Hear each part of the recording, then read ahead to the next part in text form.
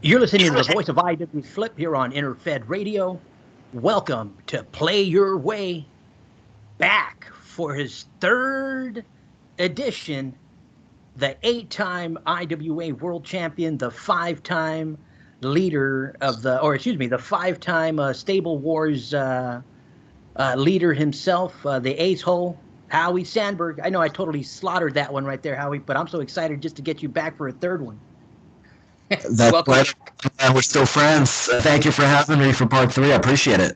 Oh, man. Now, last time we covered IWF and those unfortunate years where you were asked to, or your brother was asked, and you just kind of, kind of stayed loyal to the Fam Bam, and you guys ventured off and started your own thing since the IWA didn't want anything to do with you guys. But we left somebody out.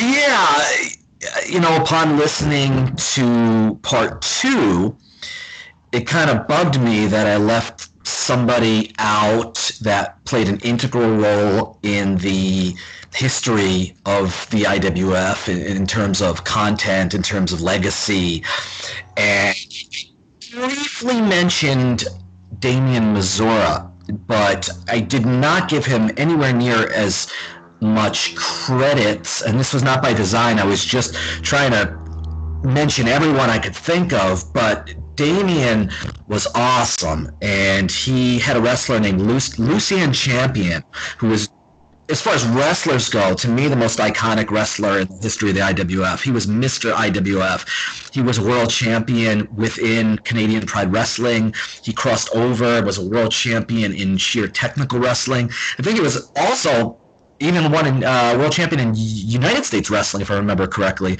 Damian had all these great characters.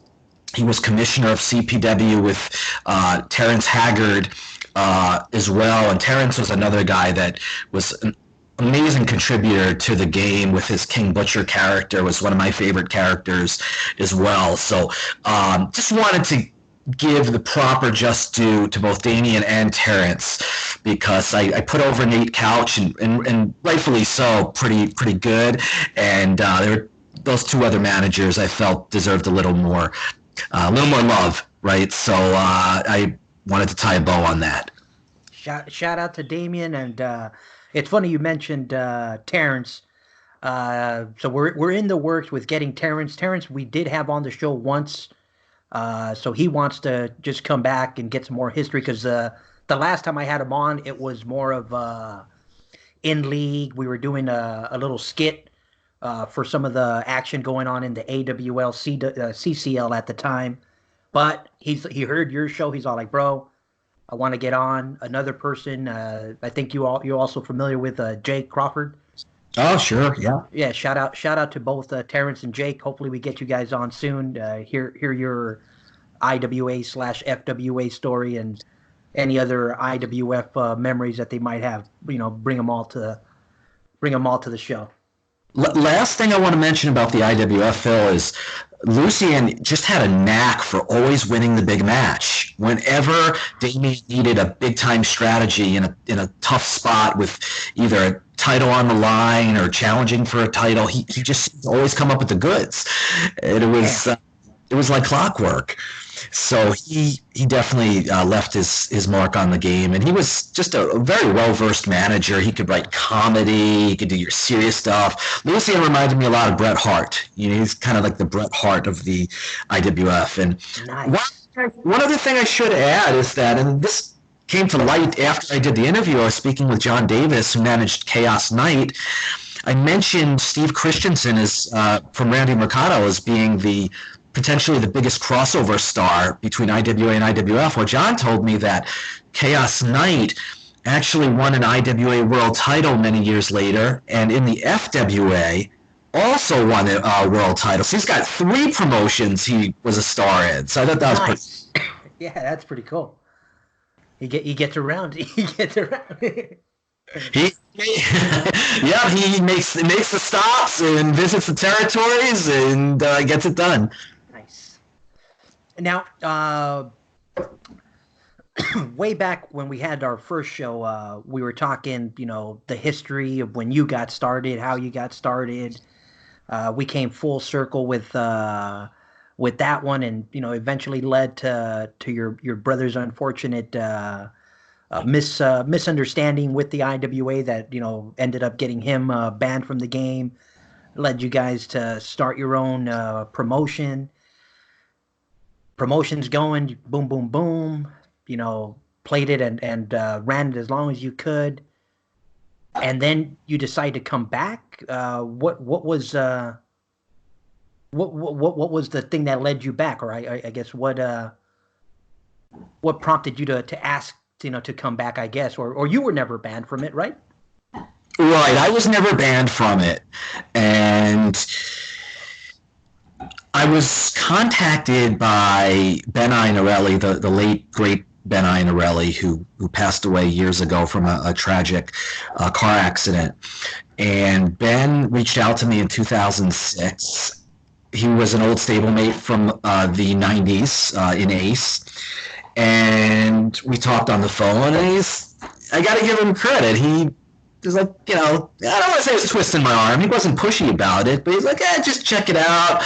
I'm sure the IWA would welcome you back. It's been a long time. And so I gave it some thought, and eventually he wore me down, I guess, and I decided, all right, why not? I'll send this in. And he'd actually done a lot of the legwork. He's like, Howie, if you decide to come back, I've got a group of guys, a small group of guys, and if you want to bring back Ace, you would just send shockwaves throughout the IWA. It would be huge. And like I said, I sent in.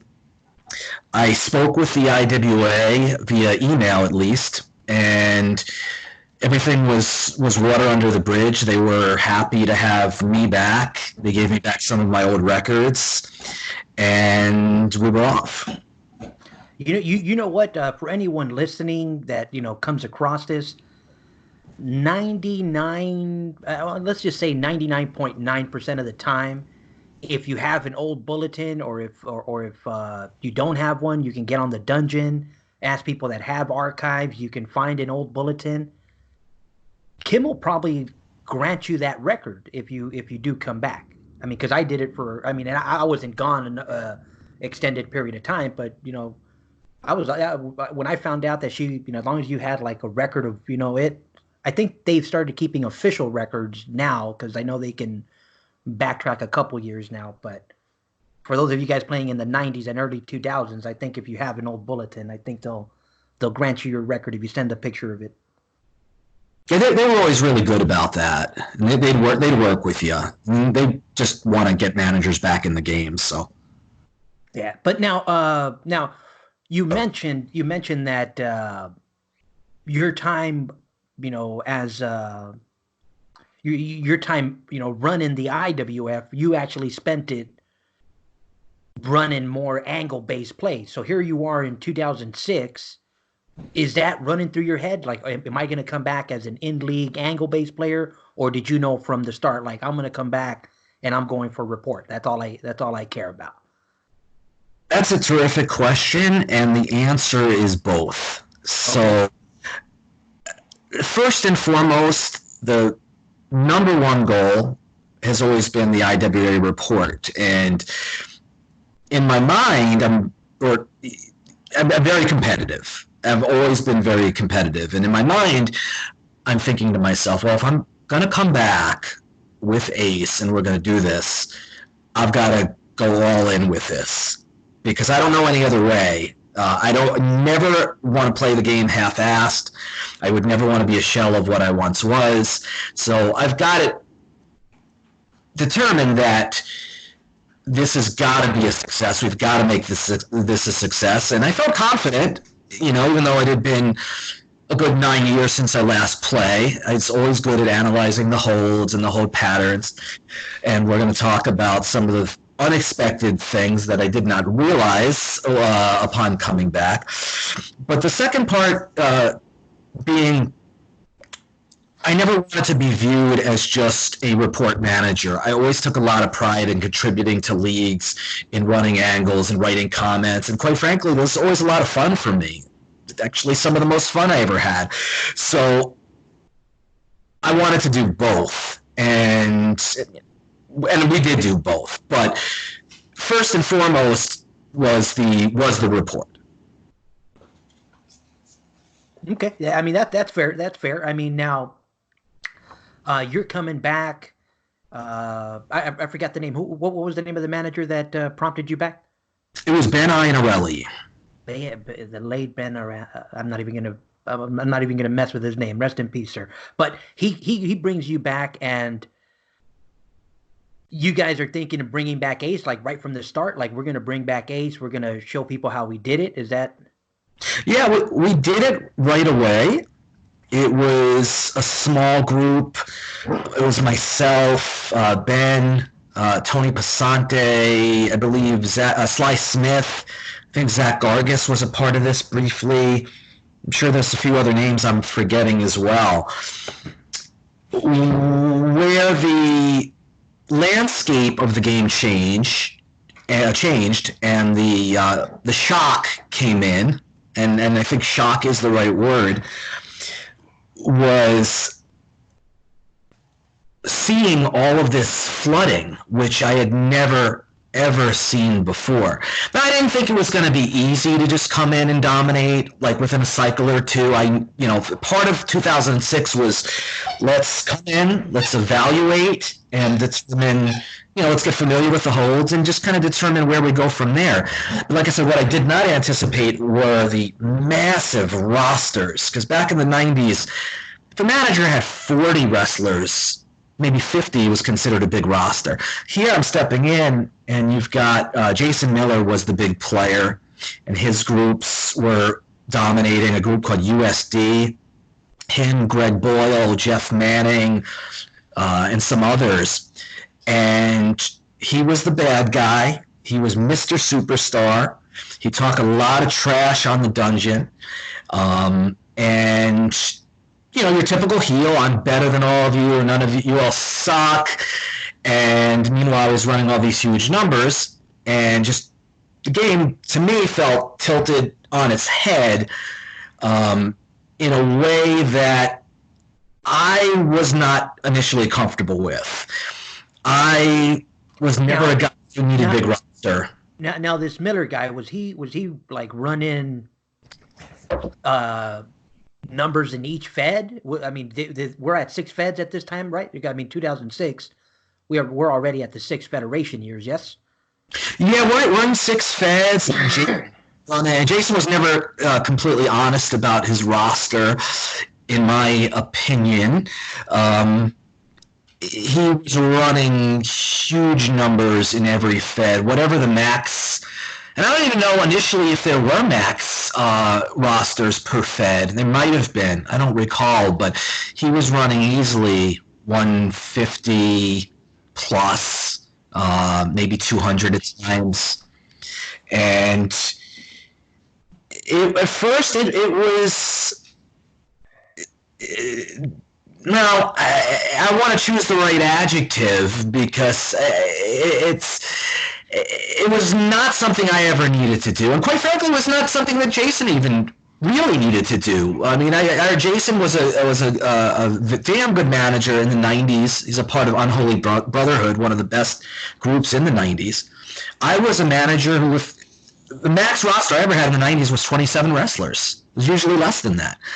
So it took me a while to wrap my head around this. And at first it was a little frustrating, because I realized I can't play the game exactly how I played it in the 90s if I'm going to succeed at this. It just became apparent after, a few cycles that the numbers game is just too much. You can be great and know the holds in and out, but if you're running 20, 30 guys, your stablemates are doing the same or less, and these guys are running 5 times the size of your rosters, you're not going to win. It's just, I don't care how good you are, you're just not going to. So there was a lot of evaluating going on in the famous Ace War Room if you will, and we put together a course of attack. But it's some culture shock for sure. Okay. So this sounds kind of nerdy, kind of geeky, whatever, call it what you will. But are you guys saying you guys were like calling each other like let's say weekend and say, hey, you know what? You guys are like, hey, we got to get into the ABC, the DEE league, the EFL league, and because we have nobody there, you guys were doing like actual like strategy, like coordinating, or was it just kind of like, oh, that league has too many viruses hitting the title page. I'm going there next cycle and knocking them off. That's a awesome question. So to drill down on the game plan from the War Room, and it is quite the detailed game plan, intricate. I call it smoke them out of their holes principles, Okay. counter flooding, which admittedly I didn't want to do. I like what the game had become, but by the same token, I wasn't naive. I realized that, well, if we're going to win this thing, if we're going to win this, if we're going to go into war with Jason Miller and his groups, and at first we didn't, but we're going to have to ramp up these rosters. Maybe not quite as big as them, but it has to be a decent size. And part of it was identifying leagues that they were utilizing for easy league and Fed title shots, where there's no competition, where it's just going to be so easy for them. So you smoke them out of their holes. You identify those leagues, and you show up there, and you take their titles because you count on the fact that you're just going to be better than them. You take their titles. Now it's twofold. They have less in way of Fed shots, and you have more Fed shots. And this was very strategic. So we would identify these leagues, and we'd talk amongst ourselves and say, okay, I'm going to hit this league. Jay, my brother, you're going to hit this league. Sly Smith, if you can go here, that would be great. So now we're targeting them, and it's a picture like just a giant battlefield, right? And or a chess game, and you've got all these moving pieces. That's really what it was. Now, now let's get a little deeper into gameplay. So recently, and again, I'm no IWA expert. That I'm going to start with that. But here's something that I've noticed that I guess from your days playing to today, where you didn't necessarily have to send money every cycle back in the days, because if you were on the title page, well, I'm going to get a free title shot. I'm going to rock, so I can send the minimum, or I can send whatever. And my players are going to stay relatively active, because unless somebody's challenging me, especially if you're in a dead league, you're going to get free title shots. You're going to it's pretty easy pickings, like you said. Nowadays, they don't. I mean, if you don't get challenged, you go in the inactive side, so it kind of like moves you out of the way. I mean, I'm not sure how much you've paid attention to the way the game is, like the way they do the rosters listed on the pages, because I don't think that was the case back in the days. Everybody just got listed based on your record. Yeah, I think everybody just. Well, I think if you were inactive, you'd go into like there would be an activity line, and then the inactive wrestlers would go like below the. So let's say you had a huge record, right? And maybe there was a wrestler that had a crappy record, like 0-15, but he was active. The inactive wrestler with the big record would go like right underneath that, and it would be Oh, separate. God! So it's been like that ever since you've known it. As far as I remember it, yes. Oh, okay. Yeah, I thought maybe it had changed recently. Okay, like I said, I'm no expert, but okay, so it's always been where they had that inactivity line, and if you go inactive, you're going to go in the inactive side. Right. And Right. I think the other thing that they're thinking of changing, and I could be wrong, is of tanking. Like if you go inactive, they tank your hold. So if somebody fights you, you don't get that mystery lost, or that, like, yeah. I mean, I don't know if you ever had that happen to you, I don't remember that. where like for whatever reason, let's say I like I said, I'm new to the game, and I see one of your fighters that's maybe you're inactive this cycle, so you're on that bottom threshold, and I decide to fight your guy who still has a strategy that's still pretty heavy.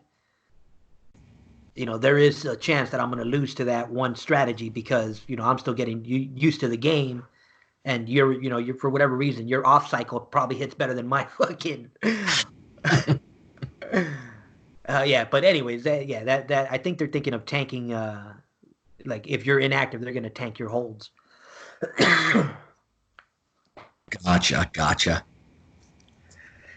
So yeah, we jumped ahead a little bit, which is totally fine, into game planning in the Ace War Room. But I want to back up a little bit because to the part of 2006 where we're in evaluation mode. So it was a little daunting at first, figuring out how are we going to do this. Jason Miller has and I wanted to take my time before engaging in an actual feud or an actual war with them. So on the dungeon, that wasn't really the focus. So we weren't allies, certainly, but we weren't enemies at first either. So, probably the biggest regret that I have in these years from 06 to 2010, in fact, definitely the biggest regret, I'm going to talk about in a second. So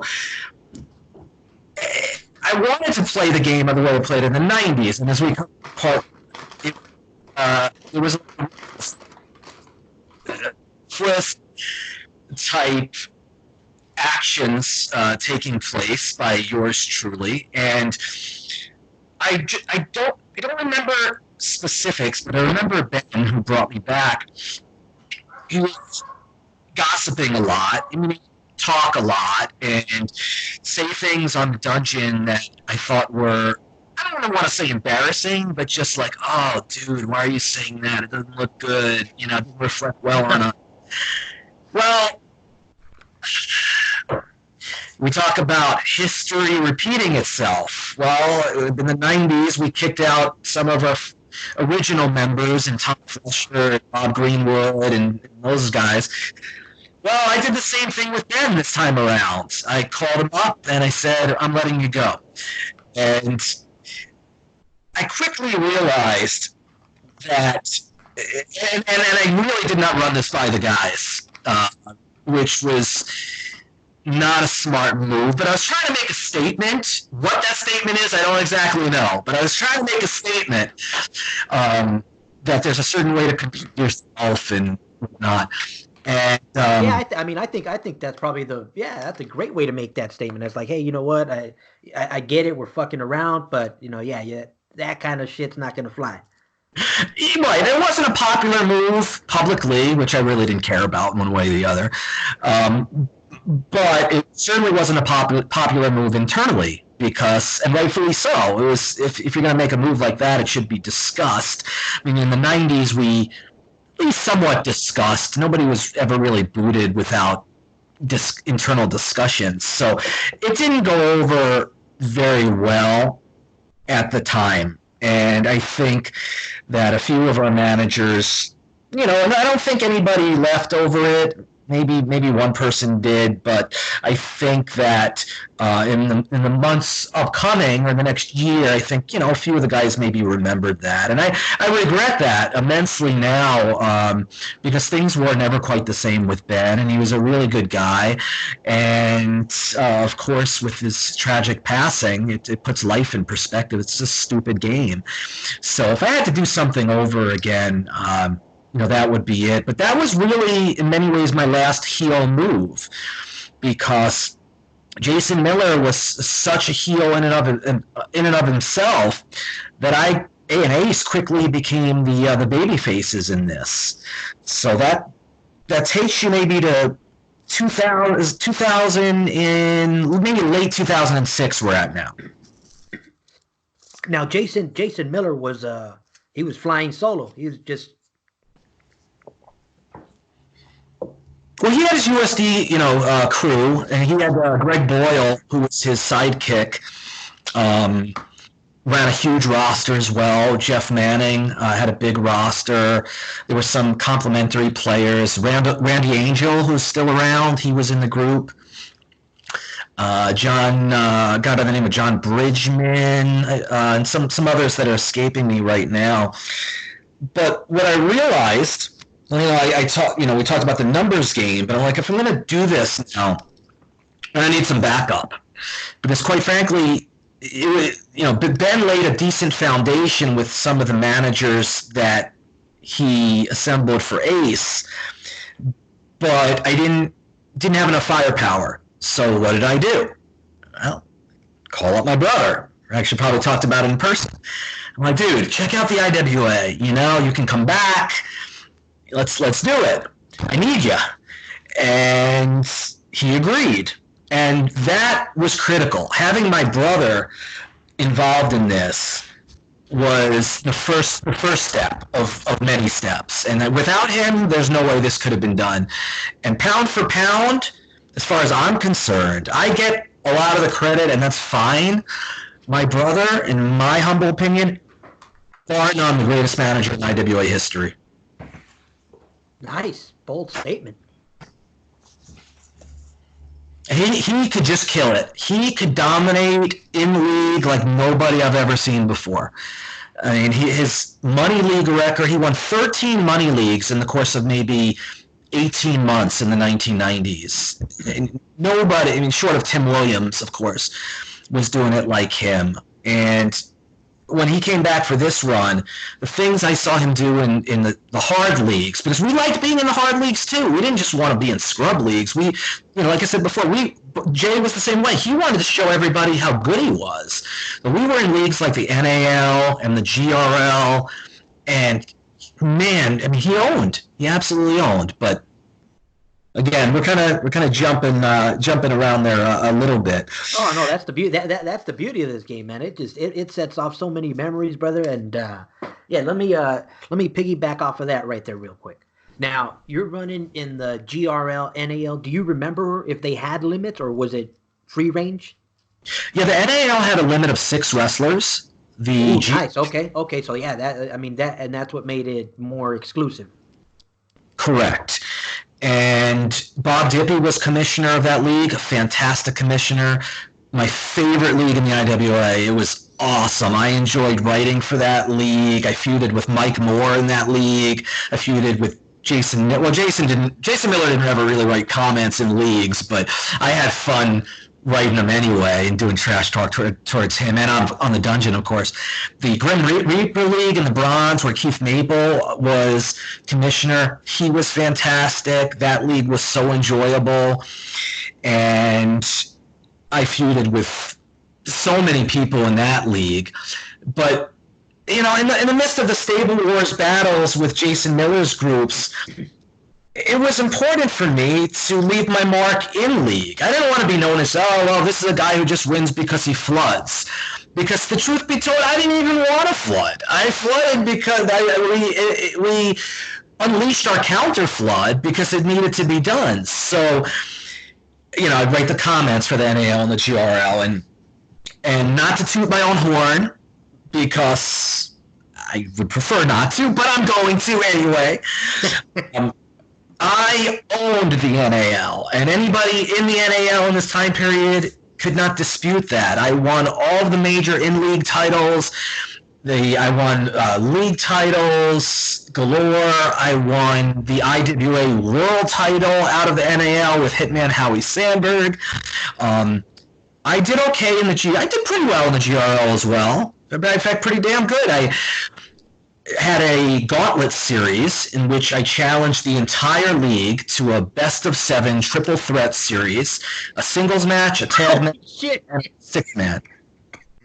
Oh, nice. Like everybody come and get some. Yeah, let's do this. For 7 cycles, if it goes that far, I'll take on the whole freaking league. And let's, you think I'm just a flooder and I don't know the holds, well, I'm going to call my shot. And if you think you're so good and you think I'm not, let's do it. And we had many managers step up to the plate. some managers, a great deal of managers I respect.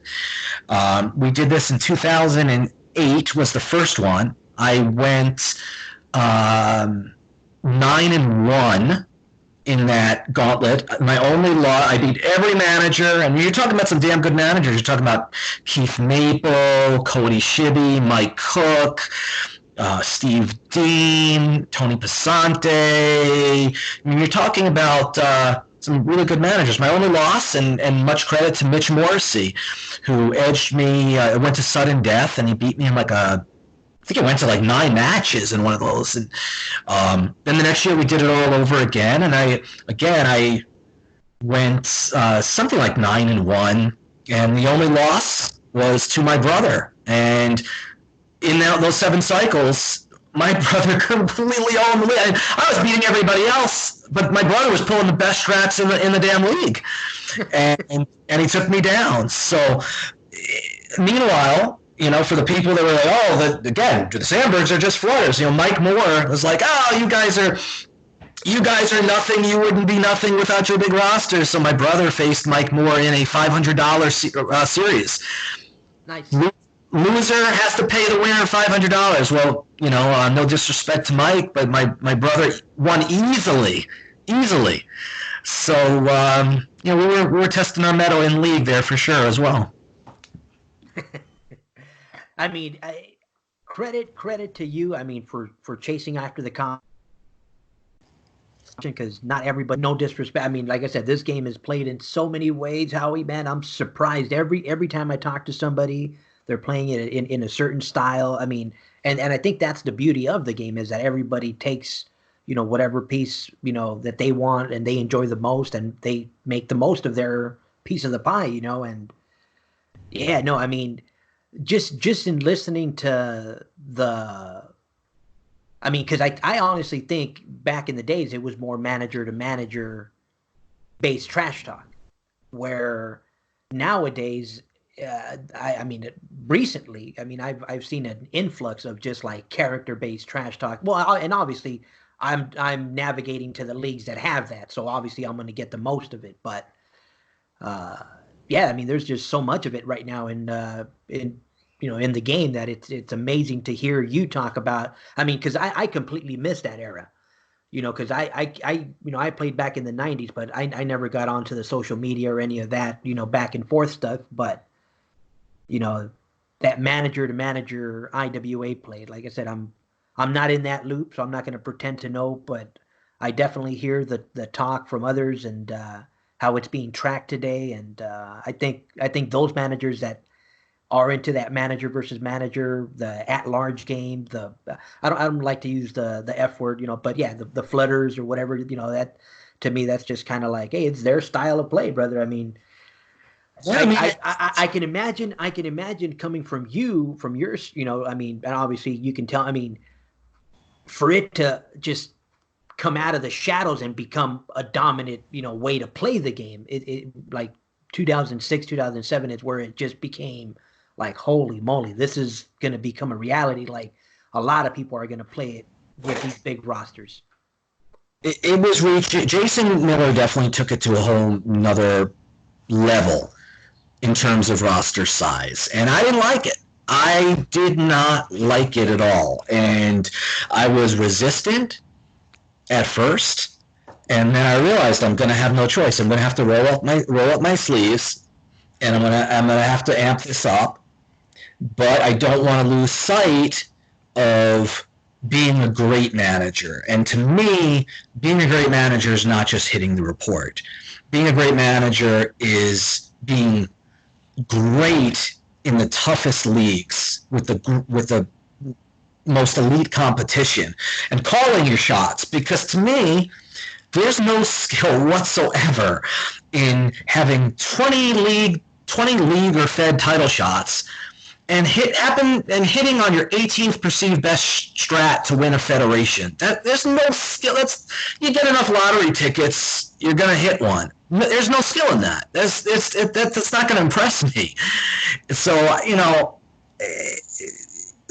let's go to say early 2007. So I've got my brother back. And it's going to take him a little while to figure this out as well in terms of like the hold values and getting his feet wet.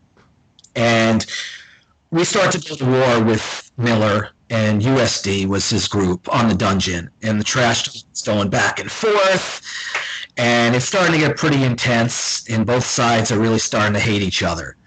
And for the early part of 2007, it was USD in control. And we were still trying to figure this out. We didn't quite have enough weaponry.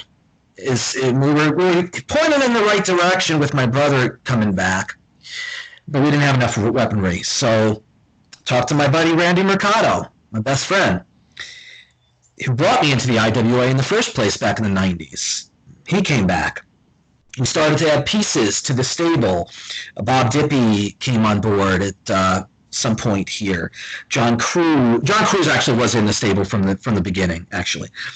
Kevin DeFranco, Neil LeBar, some other guys here. And Tim Zagel, I should mention as well. And slowly but surely, we're chipping away. We're figuring out where to go and what to do. But it's still an uphill battle because they've got the big numbers, and we're ramping things up, but we're still not quite there yet. Now 2007 is a perfect point flow a thing yet, or is everyone hitting just regular? Yeah, absolutely. Mm-hmm. Absolutely. And another phenomenon around this time that was different was in the 90s, you didn't have specific wrestlers to play tag and six with. Your six-man was an extension of your tag, and your tag was usually an extension off your singles. And now what was happening is, these managers would devote specific wrestlers for singles and tag and six. So you've got all kinds of crazy in my mind because it's nothing I'm used to. But it starts to turn when my brother gets hot and he wins 3 world singles titles. Or at least 2, it might have been 3 in 2007. And that starts to tip the momentum. And I distinctly remember a significant turning point in this war when I knew we could do it. I'd be lying if I said I knew for sure we would do it. A manager by the name of Funjeki won the world title from the Jade Federation. I think this might have been in the summertime of 2007, when USD thought for sure they had the world title in the bank. And this shifted the points dramatically because they were going to get the points for world. They didn't, and then we did, and it was like a huge swing. And it changed everything. Of course, it pissed them off because they're like, who the fuck is this Funjeki? Is this just a Sandberg creation? And I am giving you a softball to hit out of the park with your next question. Oh, man. Funjeki. So, I mean, now, it was just you two? No other stables around? No Edge? No Virus at this time? No one else lingering around? There may have been, and my memory isn't always so great, there might have been a Foundation of Excellence foe, which was like CJ Frank and a few of his buddies. But there was no other stable that was a real power. It was just these two mega groups going at it. I remember being a kid and seeing NFL everywhere. I think they were just because they had the big rosters. I think that's why I would see NFL everywhere. So I'm surprised you haven't asked me who Funjeki was. There's a lot of names that you've mentioned that I have no idea who they are. But Funjeki, the world champion, I mean, was it yours? Was it yours? No, okay. There. I teed it up and just hit it. Great. No, Funjeki was not mine. So we part of this was some smoke and mirror tactics. We wanted them. And no, at this point, they weren't seeing ghosts. In 2008 and 2009, especially, they started seeing ghosts, or maybe even late 2007, because this all happened so fast. They had no idea what hit them because they were just dominant. It was so easy for them. They challenged it. The whole IWA said, you know what, if you don't like it, do something about it. Everybody hated it, but nobody wanted to do something about it. I said, screw this. I don't like this. I'll do something about it. And that's just the competitor in me, you know? So for me, and I will reveal this is an exclusive for the first time ever, being told Funjeki was not a Sandberg creation. However, Funjeki was a real manager that was listed on our roster, but a manager who was rarely active under his real name. A guy by the name of Kevin Kaladouche from Maryland, who was a friend of Sly Smith. So for those that are listening, even maybe some of the guys in USD and Jason's stables, Kevin Funjeki was managed by Kevin Kaladouche, who sent in money to make this alias real. Maybe that's a bad word. To bring to life this alias, and that was his manager. Nice. Man, I mean that. I think he's not the only one that I know. I've heard other stories of other people playing the game under aliases in the past. I forget. Nah, let's not get into it. Like I said, I don't know enough about it. So, but yeah, that's pretty trippy. Yeah, you know, it's frustrating to them because they were thinking who's real, who's not, and Sly Smith is another manager who is very underrated and a great stable. Now let's bring that Funjeki idea into perspective and what was getting them, or what was this in like the limit leagues? Is that why they were getting all antsy? No, Funjeki, I don't remember what leagues he was in. I don't think he was in any of the limit leagues though. Yeah, see, because if I could understand it, we would get them like upset if we're there like in a limit 6 league. All of a sudden, you have Uncle Sandberg, you have your friend Funjeki, you have your cousin Melvin. Next thing you know, you got the whole family in the limit league. You got the. Yeah, I can understand though that would piss somebody off for sure. If you're playing the game at large, then what difference does it make if Funjeki's in the in the XYZ league and you're over here in the HRL? It's like that makes no difference.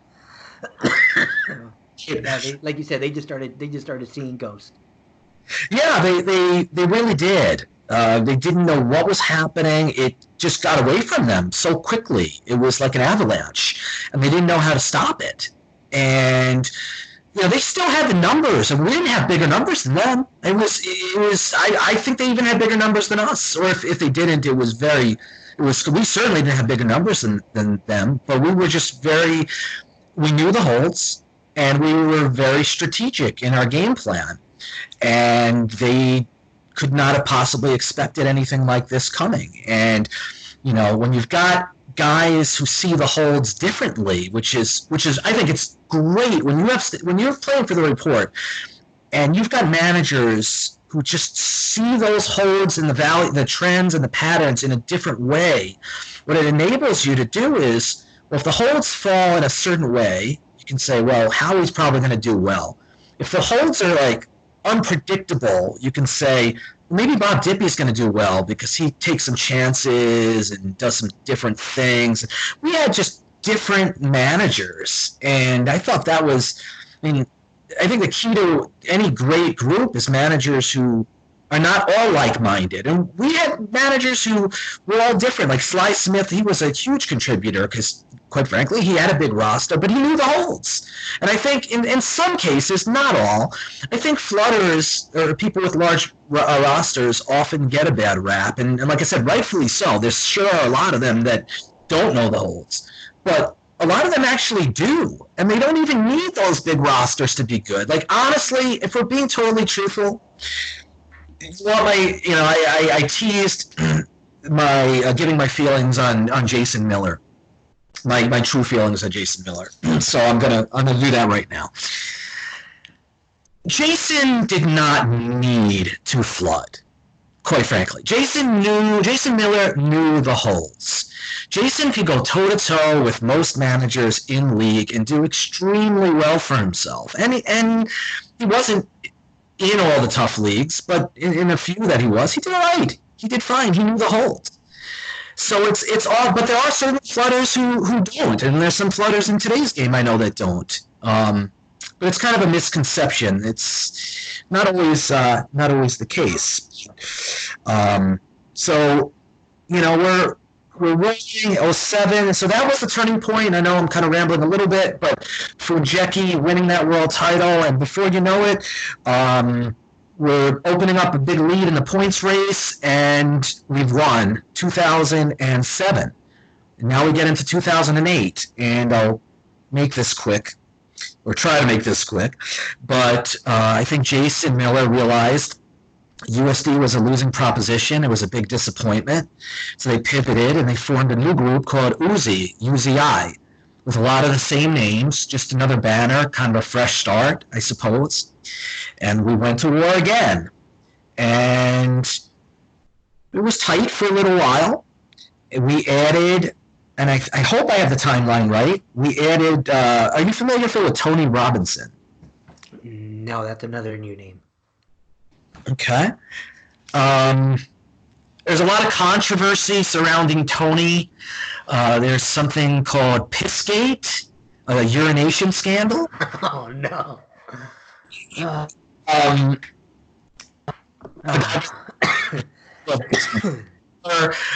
the Trinity were said to have been controlling Tony, and that he was a real person, but they set him up. I don't even know the story to this day, but Tony had a lot of heat on him. A lot of people hated him. Now, is this being played? Was this being played out like in the dungeon? Just through or in a specific? Oh, okay. Yeah. See, I've heard the little nightmare or the trash talk that went on back in the days was like I've mentioned, was more manager to manager. So I can only imagine the Pissgate. Holy.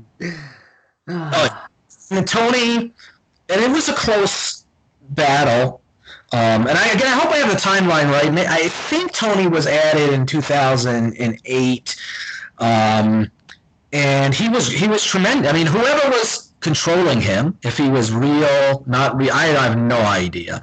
It was probably the most divisive vote within Ace that I ever remember, because a lot of people just hated him, didn't want him.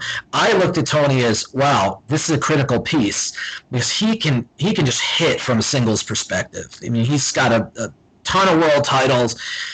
Long story short, he made the vote by the skin of his teeth, but it was pivotal to get him on board too, because he hit the report so much. And eventually, that right there, that still kind of trips me out. I mean, because you guys actually, and I think some stables today still kind of treat their stables like sororities or fraternities, sororities. Mm-hmm. Where they vote and they have like nominations, and I was like, that kind of it still kind of intrigues me. It kind of trips me out, but yeah, it's kind of trippy. You said you guys just barely let him in, barely. Barely got in. I was pushing for him pretty good, but it's a vote at the end of the day, and he barely made it. But he was played a key factor in winning this as well.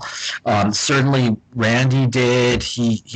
John Cruz chipped in, Funjeki, Neil Labar, Bob Dippy I mentioned. We had Kevin DeFranco kind of play on and off. Mike Giuliano was a part of this. And some of these guys weren't all report hitters. Like Mike Giuliano was a really solid in-league manager, and he'd do angles. And Michael Giuliano? Angles? No.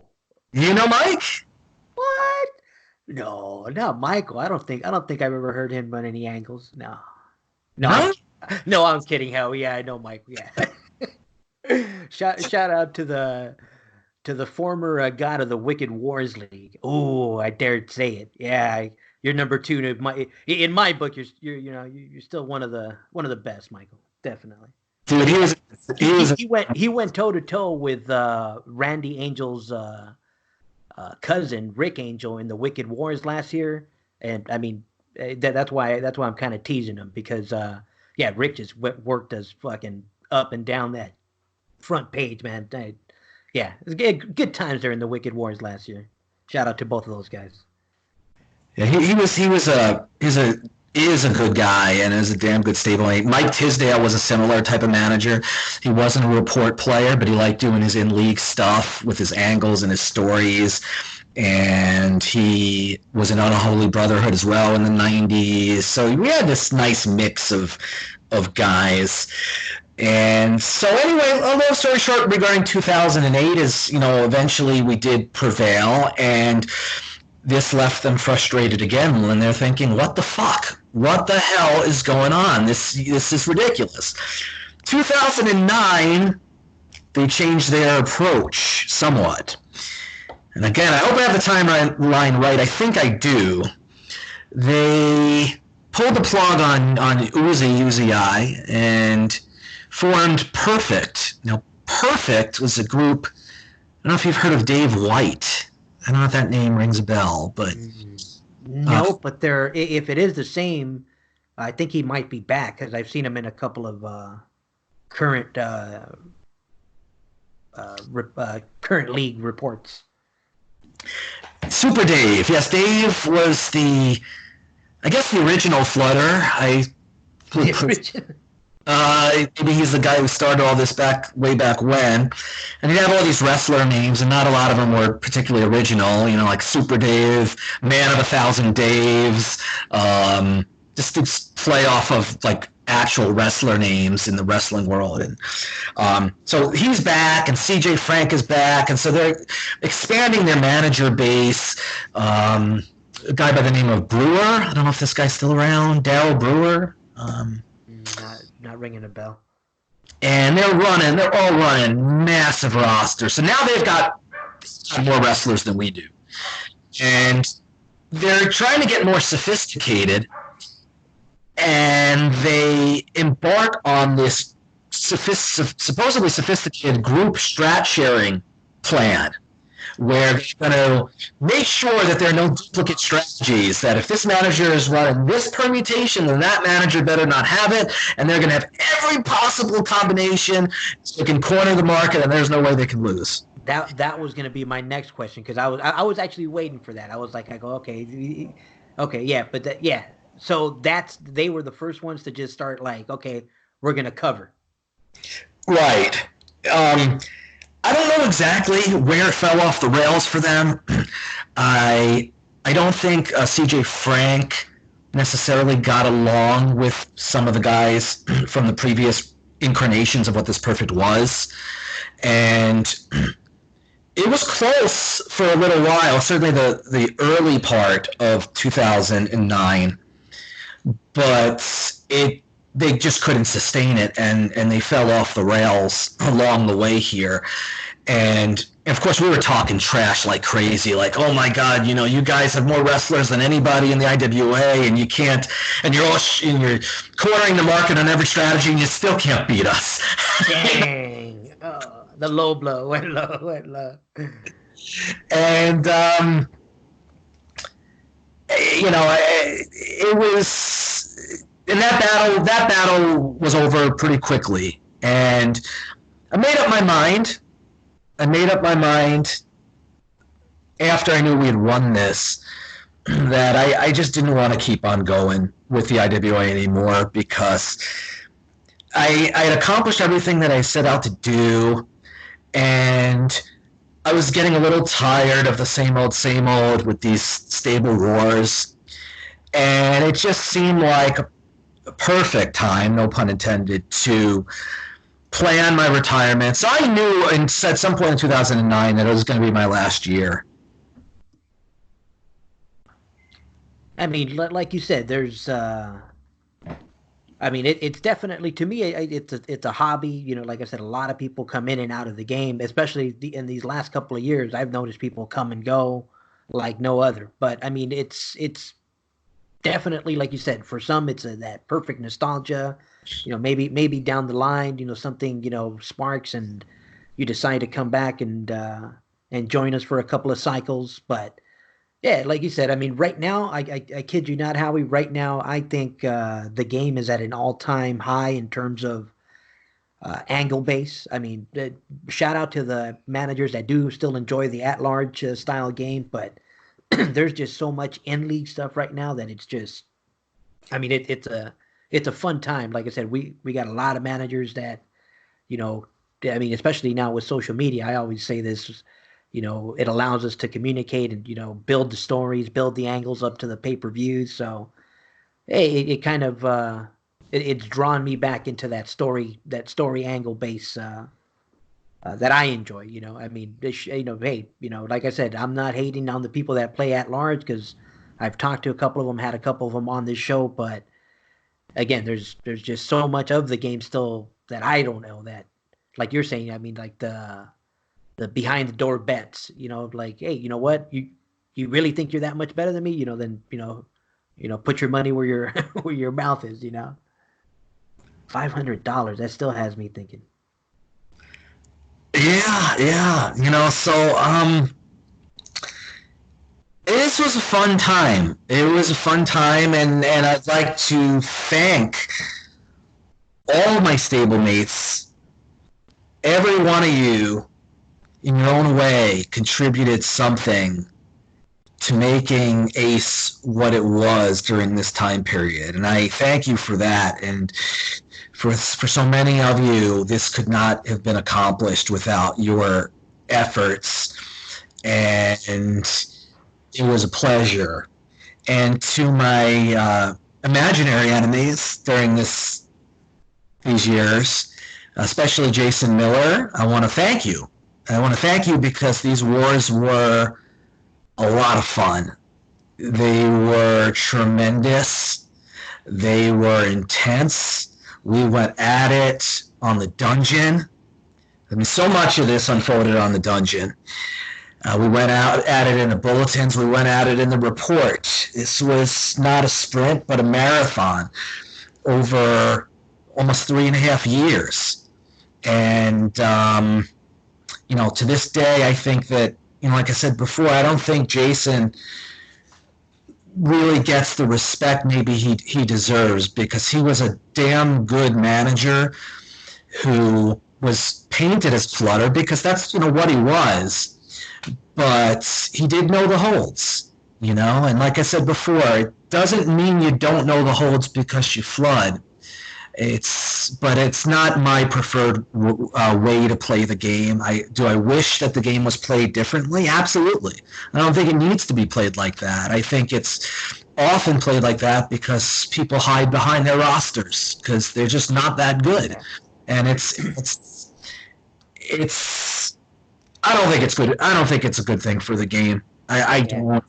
In that frame of thought right there, Howie, I'm going to go ahead and do a cheap plug for all the elite leagues, because nowadays the IWA has taken into consideration that there are managers that don't enjoy the flooding, or that are playing in a different game. So what they've done is they've done the elite belt, so you can also win the same belt that the world champion gets if you're the elite champion. And shout out to all those elite leagues out there. I mean, they have to be under 6 wrestlers, and they have to have, I think, over 50 cards consistently to qualify for the elite status. And all the elite champions go head to head, and they win. They fight out for that belt. So, cheap plug for the IWA, man. Like I said, for them taking that into consideration, because like you said, I mean, yeah, to compete against a Jason Miller is.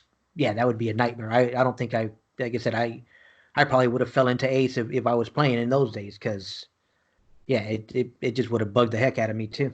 I'm glad you made that plug, Phil. I really am, because let me throw a challenge out there to the fine folks that are in the IWA today. Whether you got a small roster or a big roster. You don't have to take it from me. What do I know? I'm just the 8-time IWA World Champion, 4 times in 2009. So what do I know, right? But if you really want to prove how damn good you think you are, Go to those elite leagues. Go to the leagues that are tough and that have competition, and call your shot. Don't hide behind your 20th or 30th or God knows your 40th strategy. Go there and prove you really know the holds. That's what I respect. And yeah, I ran big roster. I counter flooded. I did it. I'm not ashamed of it. I did what I had to do. But I also proved that when push comes to shove, I know the holds. So I would implore all of you guys to do that. Go do that. And I think the IWA would be a better place if, I'm not telling anybody how to play. You play the game the way you want to play it. But that's what I respect. That's our model that we live by around here. Play your way. Don't let anybody tell you how to play your game. But hey, if you want to play the way I'm playing, you want to play the way, hey, come to one of the elite leagues. Come get some. Come get some. There's one more manager I want to mention before we close, Phil, if I may. Oh, most definitely. Gentleman that is still around by the name of Michael Eaves. Yes. And Eaves is quite the report monster. He joined us, I believe, in 2009. He had a reputation of being a stable hopper. Maybe he joined us at some point in 2008. But Mike and I hit it off really well. I enjoyed talking with him. He was a great singles manager. And I used to joke that Ace made an honest man out of him because he stayed with us just about until the end, and he never really lasted very long in a stable because it didn't hold his attention. They didn't keep him engaged. So I always took that as a really big compliment that, he stayed as long as he did. So I guess it means we were doing something right. But so now that we've reached the end of this interview, I know the moment that everybody is waiting for. Phil, they want you to ask me the pressing question. Everybody wants to know, is Howie Sandberg going to return to the IWA? You said it before another. Didn't you say that you're not coming back? Or was that just something we said off the air already? I think you told me you're not coming back. Did I just spoil it? She was like, no, you didn't spoil it. I just have to be, pull some strings and play with play a game here. Not to let anybody down there because I just don't want to give you a bait and switch, and maybe I made people think that maybe I am coming back, but no, I'm not. I'm not. But I would like to expand on the reasons why I'm not, if you will. So, and I thought about this, not seriously, if I'm being honest, because I'm just not really interested in it, but I love to reminisce and think about it, and there's great times and great stories. But I did briefly make a list in my mind of pros and cons for returning, and the cons so grossly outweighed the pros that there wasn't no internal debate here at all. So number one, I would never want to be a shell of what I once was. And quite frankly, to succeed in this game, now more than ever with these mega rosters, there would be an incredible amount of time devoted and put into this thing. Quite frankly, that even if I had the time, I don't want to devote that kind of time to it. I could never settle with, I'm just an all-right manager, and no, I know the way I am. That wouldn't work. Secondly, quite frankly, there's nothing left for me to do. There's nothing left for me to accomplish. I've done everything I could possibly ever imagine or want to do. I feel like the story had a great ending, and I don't want to mess that story up. It's just, why do that? That's number two. Number three would be, those would probably be the two main reasons that I would stay away. And it's just, it's been I have so much gratitude for the IWA and the fun I've had and the outlet it's provided me through various decades. And I'm thankful for that. And I'm sorry if I'm disappointing anybody with this, but I'm going to stay happily retired. Yeah. Well, You're always welcome on this show. If the IWA mysteriously sends you bulletins to your house, you know where they're coming from. You know where they're coming from. But again, like I said, it's just entertain yourself, checking out some of the. I'm going to send you some of the bronze stuff just so it comes to your doorstep and you get to take a peek at some of the bronze stuff. And maybe sometime down the line we can have you on just reviewing or talking smack.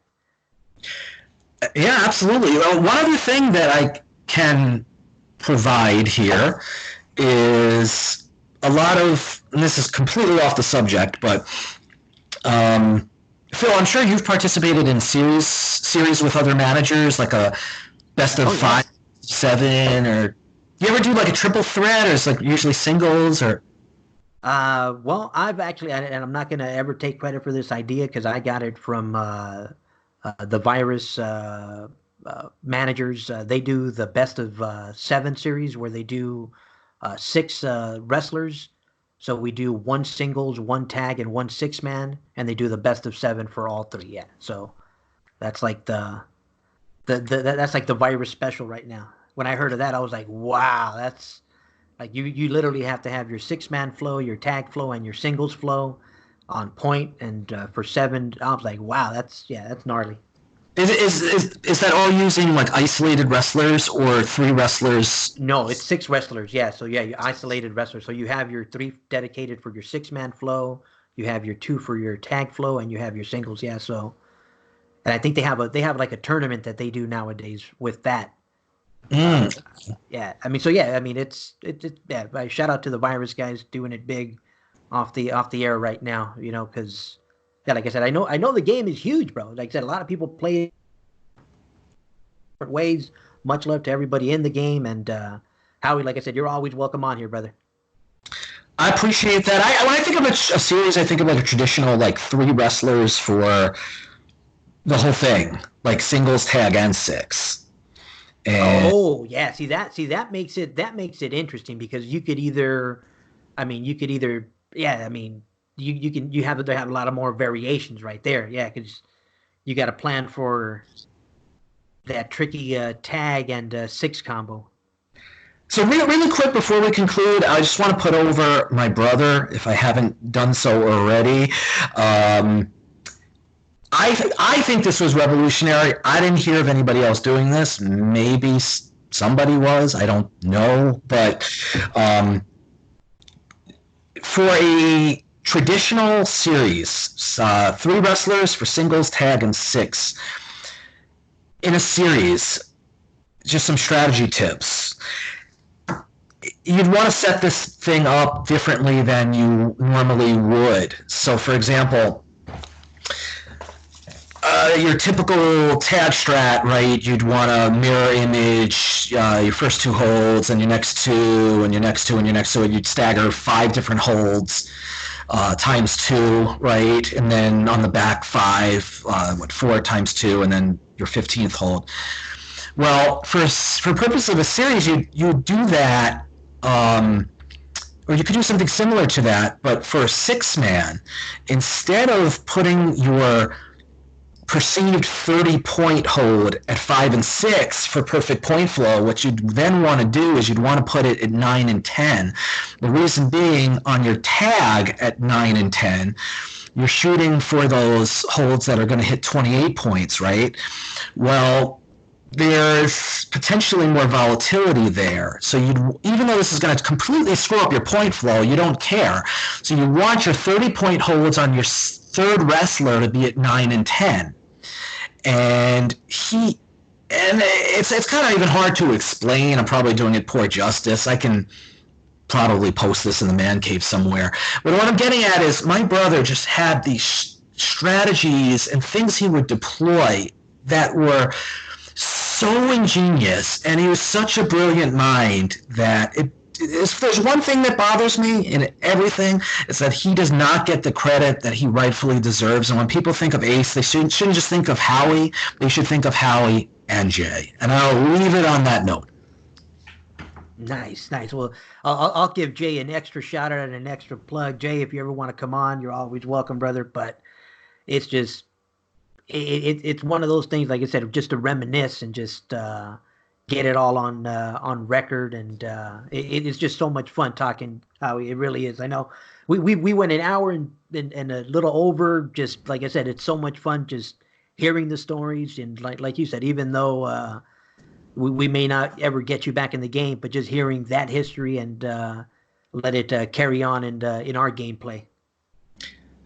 Brother, I appreciate you having me for this three-part series. Hopefully, if it wasn't compelling, at least it was educational and interesting for the folks in the IWA. And I look forward to hearing some interviews with the folks that are playing today, and even some retired managers I hope come on. So I'll be looking forward to that. Oh, most definitely. Everybody and anybody, come on through. Like I said, we'll put some history on. But oh, Howie, well, I'm gonna go ahead and sign this one off. You've been listening to the Ace legend himself, Howie Sandberg, and myself, IWA Flip. We'll see you guys next time.